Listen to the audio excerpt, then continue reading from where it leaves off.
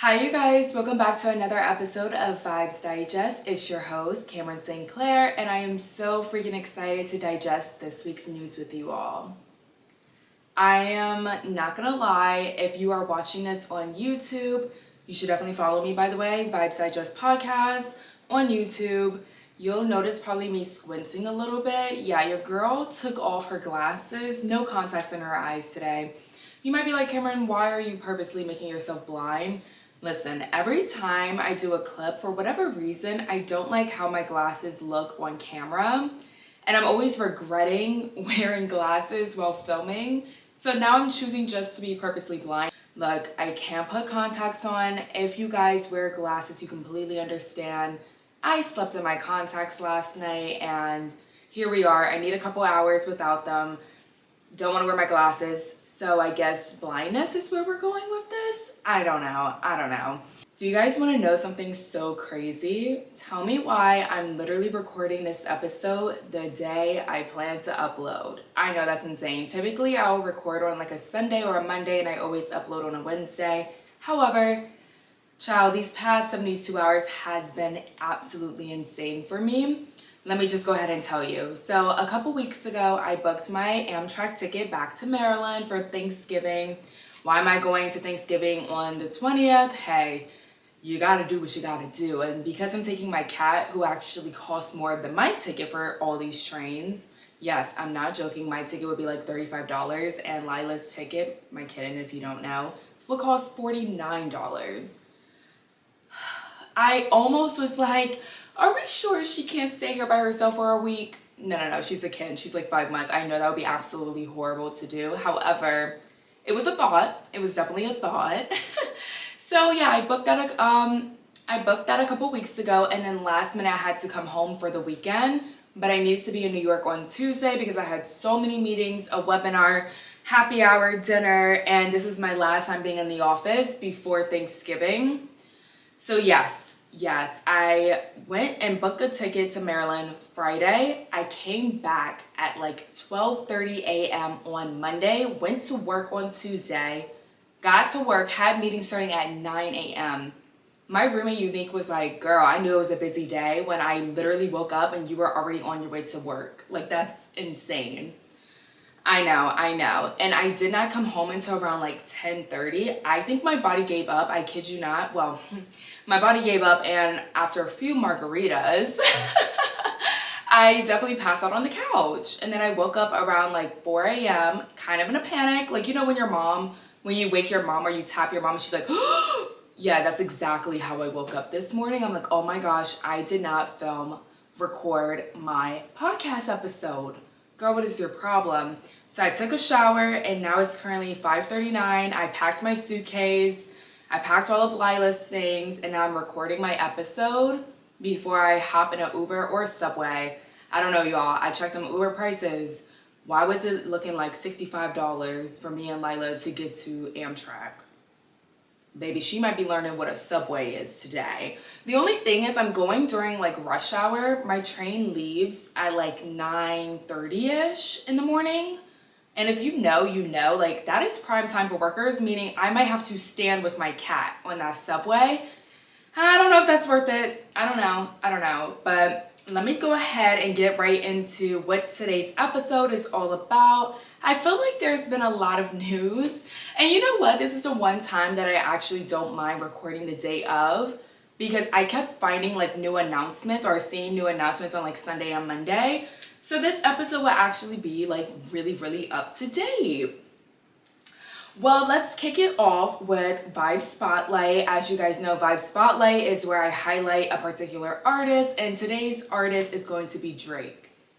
Now, before you start, I know you're probably like, girl, is this a Drake podcast? I swear every episode you're talking about Drake. Listen, that just means that man always has something in the news, okay? He stays in the news, and I can't help it but report on it, right? Okay. But actually, this is going to be a positive, not a negative thing about him. Back in August, Drake and PartyNextDoor announced they were dropping a joint album in fall of 2024. Fans were so freaking excited. And you know what? I believe in the last episode, or maybe 2 episodes ago, I was like, my favorite Drake is singing Drake. I love romantic Drake. I love when Drake makes music for like the baddies, you know. He's great at giving us some great captions, some great songs to lip sync in the car too. Like, I love that Drake. I'm not the biggest fan of hard Drake, and I'm such a big PartyNextDoor fan. Oh my gosh, side note, I've been a big PartyNextDoor fan since high school. I may have been younger than high school, and honestly, I had no business listening to PartyNextDoor when I was listening to PartyNextDoor. I didn't even know what songs I was singing. I had no idea what that man was saying, but your girl was a humongous fan. I saw him perform at Broccoli Fest this summer. He is such a good performer. I don't know what I was expecting, but I was so impressed. He wasn't a headliner, but I want to say he went on right before Megan Thee Stallion, so almost a headliner.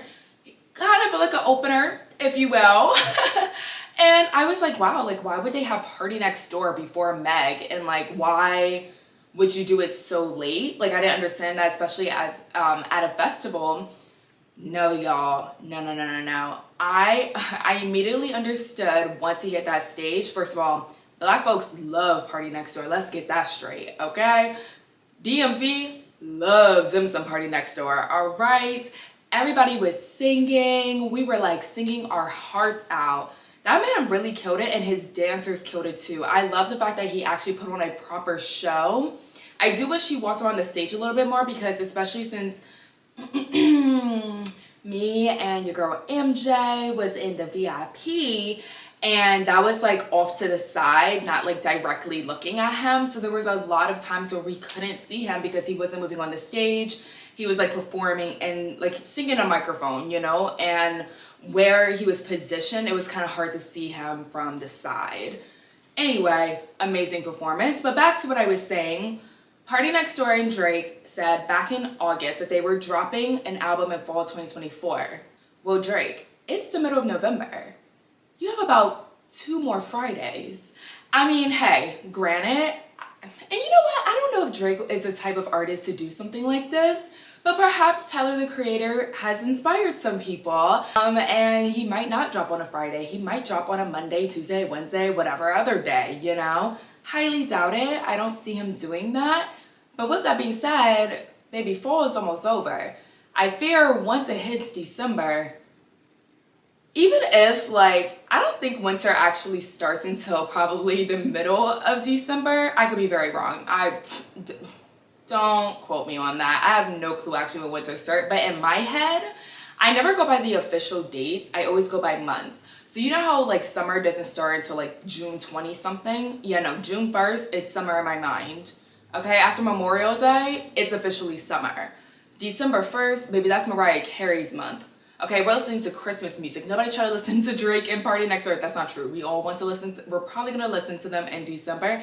However, you said fall. You got 2 more Fridays left. When are you dropping, babes? Are you still dropping? That would suck so bad if, like, they were just joking. Could you imagine if he was like, JK? However, I will say, I'm not gonna...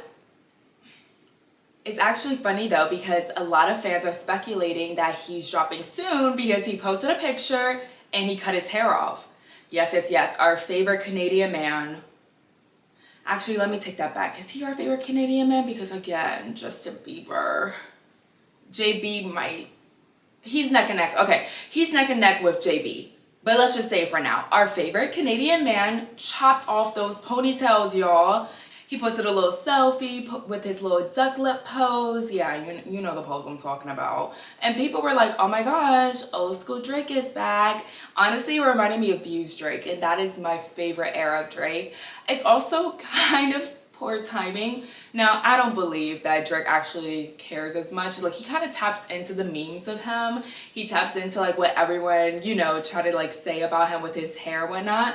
But fans were going hard in his last post. Like, he did, like, these 2 little pigtails or whatever, and folks were like, why are you wearing that to a concert?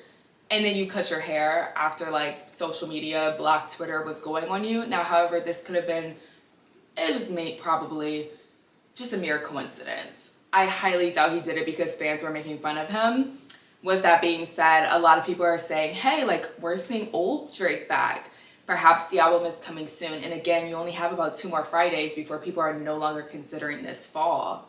And you said fall 2024. I hope the album's ready. I'm also very curious because if you guys have been listening for a minute, you know that I also talked about how the Kendrick and Drake beef kind of had a long-lasting impact on him, specifically when it comes to his music charting and how long fans discuss his music, right? So like the whole 100 gigs thing, him previewing music on Instagram, he's not being well discussed in the media, unfortunately. Most of the topics about him is revolving around the beef, which is obviously not the most positive thing. And whenever he does drop a song, I feel like it kind of dies out after a week, which is not normal for Drake. Typically, he'll be on the charts for a long time, and now he's not really charting. So I am wondering, now that he's going back, you know, to his roots, he's making some music for the baddies, he's making love songs, you know, we're getting singing Drake back. How is this going to perform on the charts? I think it's really exciting, honestly. I love whenever Drake and PartyNextDoor collab together. They are honestly probably my favorite duo. You know what? Yeah, I like P&D and Drake more than I like The Weeknd and Drake. And unfortunately, I fear The Weeknd and Drake are probably never, ever, ever going to collab again. But no, I'm like really excited for this. I'm super excited. This is my favorite type of music. And I'm predicting that he'll chart well. Top 10 on the billboards for sure. I'll be surprised if he doesn't even hit top 5. Number 1 though, that might be a stretch. That might be a stretch. Okay, so surprise, surprise. I actually have 2 artists for Vibe Spotlight. Artist number 2. This is gonna be a little bit of a more not so positive spotlight. But baby, we gotta talk about Kehlani. I feel like everything I'm finding out about Kehlani is against my will. Like, we actually don't need to know this much about her. However, let's get into it. I'm not gonna lie, I was a little bit hesitant to talk about this because truthfully, I feel like we're receiving a lot of conflicting information. And honestly, this is why a lot of people are saying, can you just take us out the group chat? Like, I think that this, so for context, if you guys aren't aware, Kehlani is currently going through a custody battle with the father of her child. And the case, the documents, the court documents are not concealed. Perhaps they should be though, because I feel like every time a new piece goes into evidence or whatever, we're finding out too much information about this celebrity. I'm not gonna lie, but her recent allegation is one, like early on, the allegations were centered around her being in a spiritual cult, whatever that's supposed to mean. But the recent allegation is her having an inappropriate relationship with her daughter and allowing grown-ups to sleep in her daughter's bed while they are on drugs. Basically, her ex and father of her daughter shared texts between Kehlani where she said a psychic told her daughter was her wife in another life. I believe this was shared via court as evidence, and the father, however, didn't show the full text thread. So Kehlani made that very clear and posted the actual full text where you can clearly see that she didn't actually believe the lady and she was kind of making fun of her. And she said that this was a very lighthearted conversation and it was not meant to be inappropriate in any way. Now, however, when I was reading this, and so many people, I feel like, especially on Twitter, they were all like, oh my gosh, like, is Kehlani a pedophile? Like, what is she having a very inappropriate relationship with her daughter? Like, what do you mean your daughter's your wife? For whatever reason, that wasn't a huge red flag to me because the text already, like, I never read that and was like, oh, Kehlani's serious. Like, she views her daughter as her wife. I never got that impression. Now, what was a huge red flag to me was the other stuff. Why are you having grown-ups sleep in your child's bedroom? And to my knowledge, or I believe the allegation also talks about her child being present. Like, her child is sleeping in that bed and you have grown adults high on drugs in your daughter's room. And if I'm not mistaken, this was not addressed by Kehlani. Kehlani was focused on the wife aspect, probably because that's mainly what everybody was talking about. Like, ooh, this is an inappropriate relationship. She only really addressed that, but I think we need to focus here. Let's stay focused as a society Why do you have grown-ups in your daughter's bed while on drugs? Why are people high around your child, period? I don't even care if you guys are high off weed. Why are you around children doing that? This custody battle, though, has been going on for a minute. I feel like every quarter we're hearing a new crazy scandal about Miss Kehlani. I'm over it. I know that they are over it too, child. And it's actually like really tough for men to gain full custody of children, especially young girls. Judges tend to not want to separate the child from its mother. So this is gonna be like really tough for the father. However, I do wish he would keep some of these things private. I wish I knew his name. I probably should have put that in my notes, honestly. But again, I guess the files can't be concealed, but like is there a petition? Can we get a petition where we can like stop finding out new information about this case? I just don't think this is any of our business. And again, a lot of stuff is very conflicting. Kind of annoyed that she didn't address the whole sleeping in her child's bedroom thing. But even like the wife piece, like I can see the father of his child trying to just find anything that will put Kehlani in a negative light so he can win, because like I said, it's really hard for fathers to actually gain full custody. However, we don't need to know about this. I promise you we don't need to know about this. I am curious though, and this is a question for you all. Do you want to know this much about an artist? Let's say hypothetically Kehlani is in a cult. Is that something we really want to know? Like, look, we know Hollywood is weird as hell, okay? I put nothing past any of these artists. However, when is it too much information? When does it truly become none of our business as long as minors aren't being harmed? No one is in danger. Like, your hobbies are your hobbies at one point. If this woman is in a cult, is that our business? If she's not harming anybody, if everyone is being safe, everybody's consenting to everything, do we actually need to know about our favorite artists, celebrities, what they do in their free time? When does it become too much information? In my opinion, we're already past too much information, but I'm genuinely curious because the things that you do in your free time, the way that you connect spiritually, or, you know, the little rituals that you like to do for fun, whatever the case may be, I'm almost kind of also like, who am I to judge at a certain point, especially if no one's being harmed? And that's why I'm also like begging the question, like, does it matter to know? Like, finding out that she's in a cult, I probably would be like, damn, that's a little weird, but hey, if you're not hurting nobody, like, am I supposed to view you differently because you're in a cult? Like, it's a little weird, but like, am I surprised? No. Like, how is that adding any value to me? It's not. It's definitely not. All right, let's jump into Digital Digest, where I discuss all things trending on social media. And y'all, there is a lot trending. So, Wicked is in theaters this Friday, and no, this is not an ad. However, that marketing budget is a little bit too big. Like, way too big.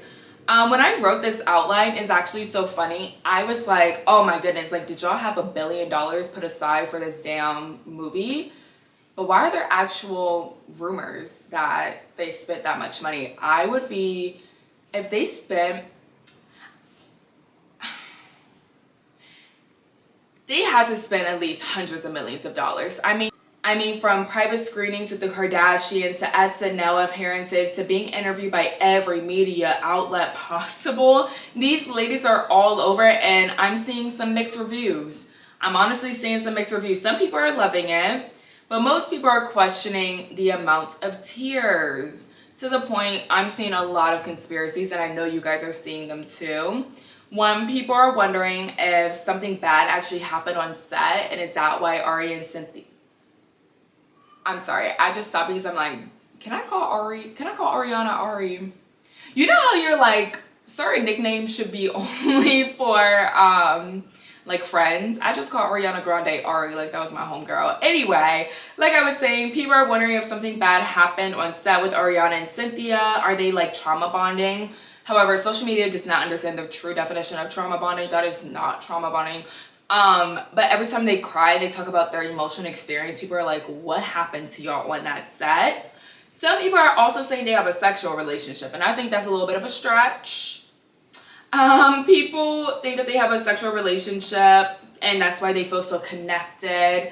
Damn, girls can't just be besties. Like, why are we straight going to sex? I don't think, it never kind of gave that. I always felt like it was a very platonic relationship. Also, isn't Ariana's new man from that movie? I don't think, yeah, no, I think this is very much so strictly platonic. And then, this is another tough rumor. A lot of people are saying that the girls have lost a ton of weight, and the emotions are a result of the weight loss, or a result from the weight loss. People are wondering if the producers and directors made them lose a ton of weight, but that simply can't be true considering the weight loss started during the press tour. We've seen the clips of the movie, and Cynthia looked pretty much the same in my opinion.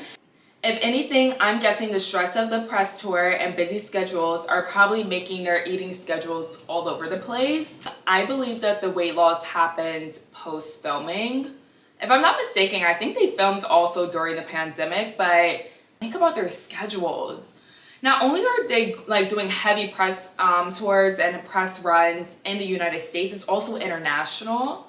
The time difference definitely has an impact on their body, and they're doing event after event after event. I'm seeing them on red carpets, I'm seeing photo shoots, I'm seeing magazine interviews, other like, you know, journalists like interviewing them, and then they're going on SNL. Like, that's a crazy schedule. And yes, in between that, you might not find time to eat. I don't think it's necessarily on purpose. And also, I saw a video where someone actually darkened Ariana's skin. I could make a joke, but anyway, they darkened Ariana's skin, added the dark hair and that ponytail that we all know and love, and honestly, y'all, baby, she looked the same. She looked the same. Yes, she did lose some weight, but not in a drastic way like everyone's trying to say. I genuinely think it's just because her skin tone is now a little bit more pale, and so therefore it looks like she's losing a little bit of life in her. I think homegirl just stopped tanning. If we're being honest, I think she just stopped tanning. And that's why people think that she looks the way she looks. When you see that video, honestly, you could probably look it up on on TikTok. It might hit reels by now. I was about to say Instagram. It probably has hit reels by now because it was a couple weeks ago. No shade, no shade. You'll like literally see, oh, this is giving 2018 Ariana. Now, yes, again, she has lost weight, but she said it's a very healthy weight loss. Like, she's not drinking as much as she was. She was on a lot of antidepressants, anxiety medicine. You have to think about it like that was after Mac Miller passed away. She is telling us that she's the most healthy she has ever been. Unfortunately, and fortunately, we're going to have to take her word. You know, at what point do we just believe the girl? And again, we recognize like she just stopped tanning and her hair is no longer brunette. It's now very blonde, and she has changed her voice. And the voice that she's doing, I guess it's from like the movie or whatever. Like, I think she taps into certain eras where she like chooses who she's gonna act like. And right now she's very soft-spoken. I think all of that is adding to this like whole aura of people thinking that she's not healthy. The moment she hits that tanning bed, you're gonna be like, oh, there she is. She's back. I promise. I promise. It's not the weight. However, I do wish people would give both of those women some grace. Because think about it, they're probably getting barely any sleep. Again, they're probably just so busy that their eating schedule, and this sounds probably so bad, but sometimes when you're that busy, think about it. Like, imagine you have a busy day at work and you realize, oh my gosh, it's 2 p.m. and I haven't even had a meal today. I'm sure we've all been there where we're having back-to-back meetings, hitting deadline after deadline, and we look at the clock and we're like, holy crap, how is it that time? Like, I need to eat something. I'm sure it's that times 10 for these ladies. And what's not going to be helpful and what can be probably very triggering to these young women is, I don't know, social media critiquing their bodies. Stop. Like, stop. Leave them alone. People always just want to like say something so negative, and I think too many times we've seen the impacts that social media has on people, and it always takes something god-awful to happen before everyone's like, oh my gosh, we have to be kinder, we have to be nicer. How about we proactively do that versus reactively? I will, however, say the marketing budget is most definitely working because I absolutely hate musicals. However, my mother, me, and now my baby sister are seeing Wicked on Friday. We are going on the premiere. That's wild. That's wild. Hey, the marketing is working, honey. All right, so the next thing that's been trending this week, child, the Mike Tyson versus Jake Paul fight. Yo. I have many comments to say about this fight. I feel like we've heard about it for so long, definitely like a year or two by now. Like Jake Paul and Mike Tyson have been going back and forth for a long time. Apparently the fight was paused due to health scares from Mike Tyson. That fight was extremely boring. I'm gonna be honest, I wish I got my time back. Y'all had me up until midnight. Y'all had me begging my parents to watch this daggone fight, and it was actually probably the most boring fight I've ever watched in my life. However, I am happy that I tuned in early and I was able to see Katie Taylor and Amanda Serrano. I hope I'm pronouncing that correctly. My girl Amanda should have won. Katie, you gotta stop headbutting, babes. She was fighting. Yo, my mom literally was like, I have to walk away. I cannot watch this. Her eyelid, oh my gosh, it was so gory. Like if you feel ill in any way or you don't like seeing gross things, like it makes you queasy, do not look this picture up. But I kid you not, her eyebrow was like below her eye. Like it was so bad. To the point I'm like, as soon as that fight is over, I will be begging somebody for a perk immediately. I need to pop something immediately because oh my gosh, like as soon as that adrenaline stops, girl. I was also worried about infections. Like the entire time I'm like, this doesn't feel healthy. I'm sorry, there's a lot of sweat going in there, those dirty gloves, the atmosphere. I'm like, you might like lose a side of your face. Like there was just too much exposed. But honestly, shout out to Amanda because she was not quitting. That happened like early rounds. I want to say like round 3 maybe, 3 or 4. It was very early on when the cut happened. And Katie was fighting dirty. Like she was aiming for that cut. My mom was like, well, that's what you kind of got to do. Like just get her to quit. Miss Amanda went all the way. And the last round, how my mom and I literally yelling. We was like, go. We were yelling at that TV like, knock her out. And Katie was leaning on my girl. She was leaning like Michael Jackson. She was leaning so damn much. I was so annoyed. Not only were you headbutting, but you're now leaning on top of me.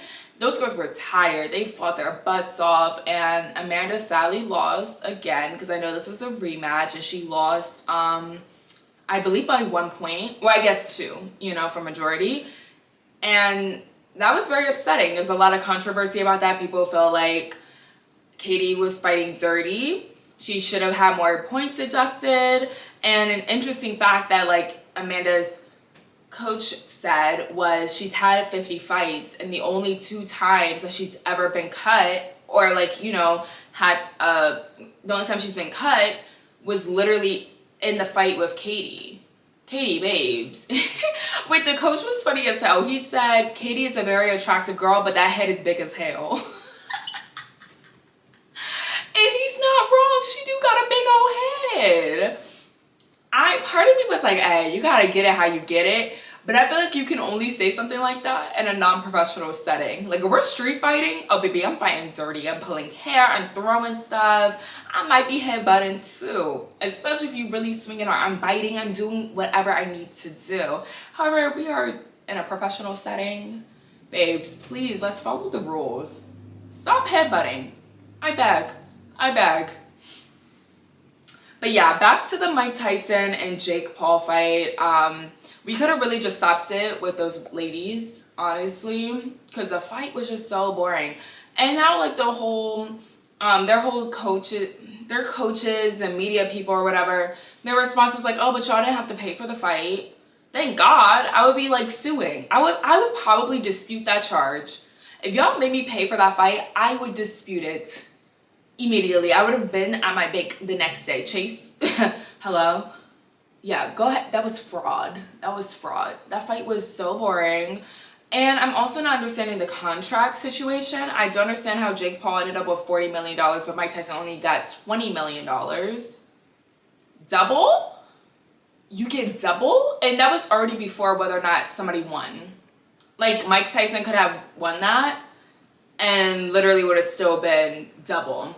People are also speculating, like, was this actually a fair fight? Was this planned? Was it a planned loss? Like, instead, this was kind of one of those light bulb moments of like, oh, Mike Tyson's actually pushing 60. We just watched a 60-year-old get into a ring with a 27-year-old. Double your age.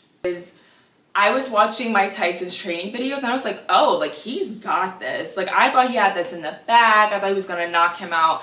I thought Jake Paul was gonna get knocked out probably like round 5. I thought they were gonna drag it, but then by round 5, Mike Tyson was gonna wake up and like go crazy. Because again, those training videos, he was like looking amazing. Then we see him in the ring and I'm like, babes, you look exhausted. But also he's 60. Why are we so surprised? The man is 60 years old. We should not be surprised. Like honestly, it was actually really depressing to watch. It was extremely depressing. I was watching the fight with my parents and they were walking through his career with me and they were talking about Mike Tyson going to prison and his first fight out of prison. And I'm like, what are you talking about? Mike Tyson went to jail? Baby, I'm young. Okay, first of all, I am young. If y'all don't know, I am 23 years old. My parents looked at me and were like, oh, baby. First of all, my parents were in high school when this man went to prison. Like, why are we acting surprised? And my mom's like, oh, yes. In 1992, Tyson was convicted, trigger warning, of raping an 18-year-old. He was 25, she was 18. And he was sentenced to 6 years in prison. At the time, the young lady was a college student and she was Miss Black Rhode Island. And she met Tyson at the Miss Black American pageant. And I believe my parents said that he was actually the judge at that beauty pageant. He was convicted of rape. When my mother said that, my jaw dropped. I had no clue about that. And I'm also like, does everyone know that? Like, does everyone know about this? Everyone's on Twitter. Like, there are people literally crying on TikTok. Being like, oh, I'm such an empath. I just watched someone who looks like my grandfather getting beat up. First of all, y'all, he did not get beat up. But I just saw someone who looks like my grandfather fighting a 20-something-year-old. Jake Paul was fighting an elderly man. Do y'all know that this man is convicted of rape? And part of me is like, oh, I hate to be that person. This is actually a new Twitter trend. But they were like, not to be that woke friend. So this is what I'm going to say. Not to be that woke friend. But I was like, why are we watching this fight? I genuinely do not believe people are aware of those charges. And then when I only saw one tweet and I was purposely like looking for it that night and somebody did like say like, why are we supporting this man? And somebody was like, oh, like those were allegations. Like it wasn't true. Baby, he was convicted. Excuse me? He was convicted. And y'all still like, allegedly. Huh? Robin Gibbons filed for divorce in 1989 citing spousal abuse. That's actually extremely common, unfortunately and sadly, common in a lot of relationships where the male is a boxer. My mother has a theory of CTE. She's always like, y'all are worried about these football players. Why are we worried about these people who literally, they get paid to get knocked out in their head? Those heavy punches in your noggin, you see how swollen their head is afterwards. Like, something's going on in those brains. And I also think a lot of boxers, unfortunately, have anger problems. So that was not surprising to me at all. What was extremely surprising to me is that we were supporting a convicted rapist. Not to be that woke friend. Anyway, the other annoying part about that fight was how much it was glitching. I saw the most hilarious tweet that was like, thank you. They were like, thank you Netflix for giving me a nostalgic Mike Tyson experience. I feel like it's 1984 and I'm watching old school Mike all over again. And my parents were in tears and they absolutely agreed. Netflix was not prepared for that streaming service at all. Like, I believe it was reported 65 million people at its peak. Oh, I know the CEO was probably there present, and I know the software engineers. Oh, to be a fly in the wall in the meeting the next day, I know there was an emergency call. Like, y'all, what? Like, the entire, like, from, honestly, I'm not gonna lie, at 8 p.m. I started seeing tweets of like, why is my Netflix glitching? Netflix, baby, you need to get it together.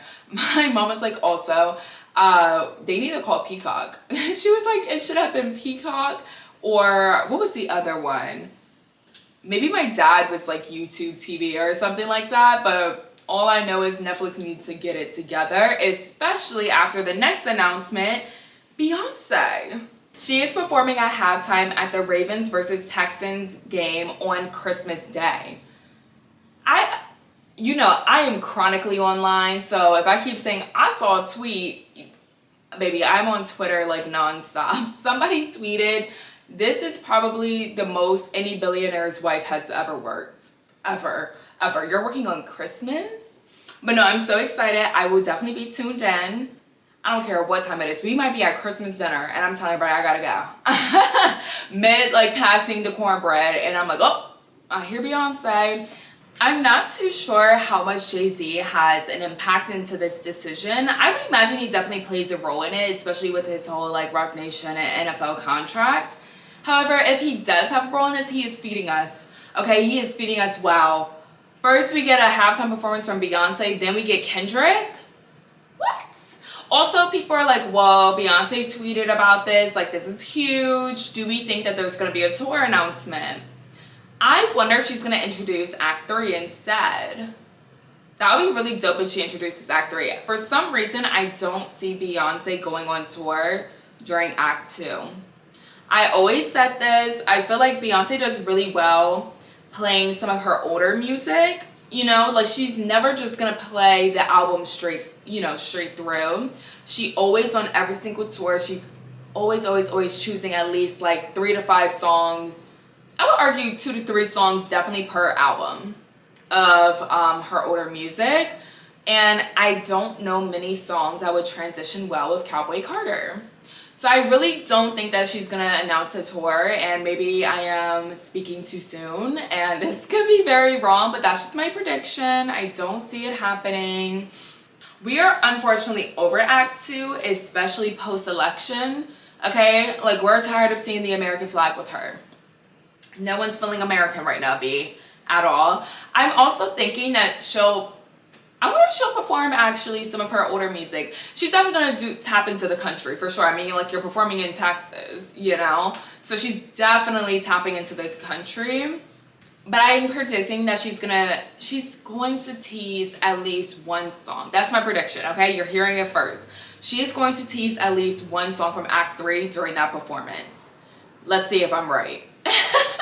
I could be so wrong, and I could be so wrong that there might be a tour announcement, but I don't know why. I just don't think she's gonna tour Act 2. I think she might combine Act 2 and Act 3 because in my opinion, I think country and rock and roll actually transitions better together. Yeah. Alright y'all, so I missed Wise Vibes last week, so I'm gonna give you guys a very long Wise Vibes this go round. Wise Vibes is just where I give any advice from questions that people have either submitted to me or questions that I got off Reddit. This is a question I got off Reddit. Again, it's a little long, so just brace yourself. So I, 29, met my best friend Sarah, 29, and husband, 31, when I was 11. I just moved to a new country with my family, and my now SIL, I don't know what SIO stands for, introduced me to Sarah, 29. Now that we're adults, we share some friends, but we each have different groups to do different things. So usually I'm working in the office from 9 a.m. to 2 p.m. and I have a 30-minute break that I usually take to have my second breakfast, and sometimes I go to my husband's office. It's about a 5-minute walk, or a cafe near my job.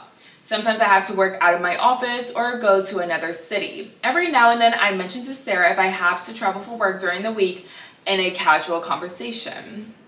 Last week I had to travel for work on Wednesday, but Tuesday night there was a red alert about the weather the next day, so my work thing was canceled and I stayed home with my 2-year-old. My husband went out at 6 a.m. to make sure his businesses were closed that day and put up some flood protection, and by 7:30 a.m. he was back at my home making breakfast. It didn't rain until 1 p.m. At 3 p.m. Sarah sent a text asking if I was at home already because it was flooding where I was traveling, and I just texted back, home safe. We literally didn't go out until Friday. Saturday, Sarah and I go to the same gym. She told me we needed to talk in private, so we went to my car, and she told me basically, on Wednesday, I saw your husband with a woman and they were making out and your kid was in the car. I was frozen for a bit, but then I remembered that I was working from home with my husband and my baby for 2 days. I realized she was lying, but I didn't understand anything. I asked her 3 times if she was sure it was this week's Wednesday, and she confirmed it 3 times. I asked her about the time, and she said about 11 a.m. I asked her if it was during the red alert. She said yes. I asked her if she was 100% sure, and she launched a whole description of my husband making out with a gorgeous Barbie look-alike blonde girl in his car in front of our kid near his office during the red alert. So he was putting my son at risk and cheating in front of him. I told her my work thing was suspended because of the red alert and we were both home the whole time it was activated. She tried to say that she got confused with the days, but she confirmed it 3 times. I told her to leave and she left running. I went home and did a whole betrayed spouse house search. There was no hidden phone. I have all his passwords to every device in the house. No lack of trust there. It's because I manage part of his businesses and he's bad with passwords. Even looked after hidden emails, and the only thing he was hiding was a paranormal activity that he listens to sometimes. That night, I told my husband what was going on and he denied ever cheating and, even worse, disrespecting his own son in that way. I believe him 100%. There wasn't a change in his behavior or routine. He gave up his phone right away, and I told him I already checked everything in our house, and he told me to check his car then. We decided to call Sarah together. She picked up after the 3rd call, and she was crying. I told her to just tell me why she lied. She swore she wasn't lying, but told me she got confused with Monday. I told her Monday our son was in daycare and we had breakfast during my break, so at what time did my husband went to take our son out of the daycare, go to pick up the girl to make out in front of my baby, and then back to the daycare for me to pick him up and then have breakfast with me. She cried more and told me she didn't know, so my husband told her to cut the shit. And if she had at least a bit of decency, to tell us why she was lying. She said she was sorry and hung up. And then she had the audacity to block us. I told the friends we had in common with her, and everyone is mad and can't explain what happened to her. She is not picking up the phone, but sent a message back saying she was sick. Some of them asked her why she was lying and she blocked them. Oh my goodness. Someone even called her mom, and she's just as shocked as us. Nobody understands what's going on.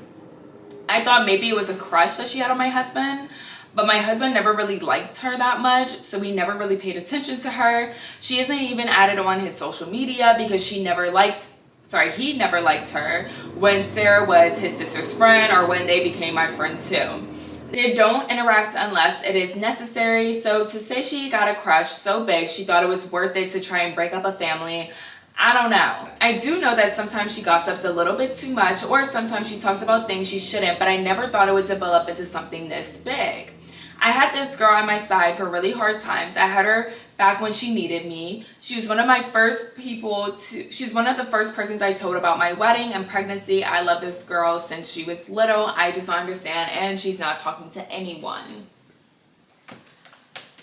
Were you guys following? Were you guys following that entire time? That was so long. Okay, let me take a sip. This doesn't make sense to me, but crazy obviously is not going to make sense to me.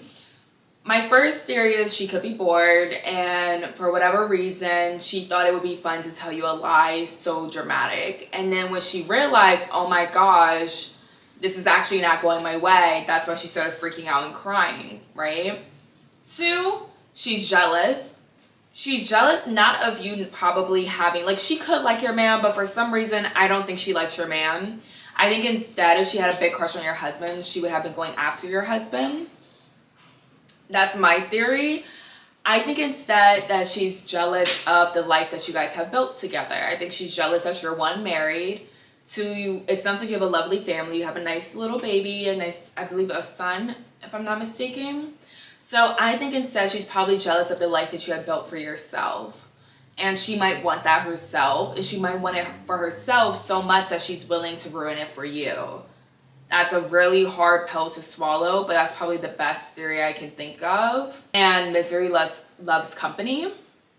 And I can also see like, hey, so let me try and break this person up so now you're single just like I'm single. I feel like the reason why she's not talking to anyone is because her plan did not work and she's now really, really embarrassed. I'm sorry, girl. It sucks to lose a friend, and for you guys to be friends for 18 years, was my math correct? They were 11 when they met. They're 29. That's really tough. That's really, really tough, but unfortunately sometimes we have jealous friends, and jealousy will make people do crazy, crazy things. But I wish you and your family best of luck. All right, you guys. Thank you guys so much for listening to this episode. Wow, holy crap, 4 episodes. We're a month in. We're deep in. We're deep in. Aren't you proud of me for still filming? And look at that. It's 6:37. It actually didn't take as long as I thought. Ooh, let me go ahead and edit this before I hop on that train. Will I hit the 8 a.m. deadline? Let's see. You let me know if I hit it. Anyway, thank you guys so much for listening, and I'm going to catch you guys on the next Wednesday. Bye.